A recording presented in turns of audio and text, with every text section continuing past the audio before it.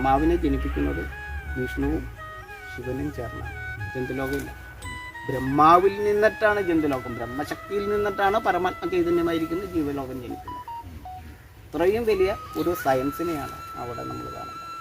അപ്പോൾ എന്തുകൊണ്ട് ജീവനെ ജനിപ്പിക്കുവാൻ, ജന്തുലോകത്ത് ജനിപ്പിക്കുവാൻ രജോ ഗുണവുമായിട്ട് അവിടെ ചെല്ലേണ്ടതില്ല? രജോ ഗുണശാലികളായിട്ടുള്ള ജന്തുലോകത്തിന് വേണ്ടിയിട്ടാണ്, മാതൃലോകത്തിന് വേണ്ടിയിട്ടാണ് ഈ കാര്യങ്ങൾ അവിടെ ചെയ്തിരിക്കുന്നത്. അപ്പം മഹാവൃക്ഷ പ്രകൃതിക്ക് മാത്രമാണ് അവിടെ സ്ഥാനം. അതെവിടെയാണ്? ഈ മണ്ണിൽ, മാധവമായിരിക്കുന്ന ഈ മണ്ണിൽ മാധവന് മാത്രമേ സ്ഥാനം. ഈ മണ്ണിനെ, ഇത് സംഹാരമൂർത്തിയാണ്. ഈ മണ്ണ് സംഹാരമൂർത്തിയായിരിക്കുന്ന മണ്ണിനെ കാമദേവനാക്കുന്ന, ബീജഗോളമാക്കുന്ന, ബീജശക്തിയുള്ള സർവ്വഭൂതഗണങ്ങളുടെയും ദേവനാക്കി മാറ്റുന്ന വൈഭവം വിഷ്ണുവിൻ്റെതാണ്. ആ വൈഭവത്തിന് വേണ്ടിയിട്ട് മാത്രമാണ്, മഹാവൃക്ഷ പ്രകൃതിയെക്കൊണ്ട് മാത്രമാണ് ഈ പ്രപഞ്ചത്തിൽ ജീവനെ നിലനിർത്തുവാൻ കഴിയുന്നത്.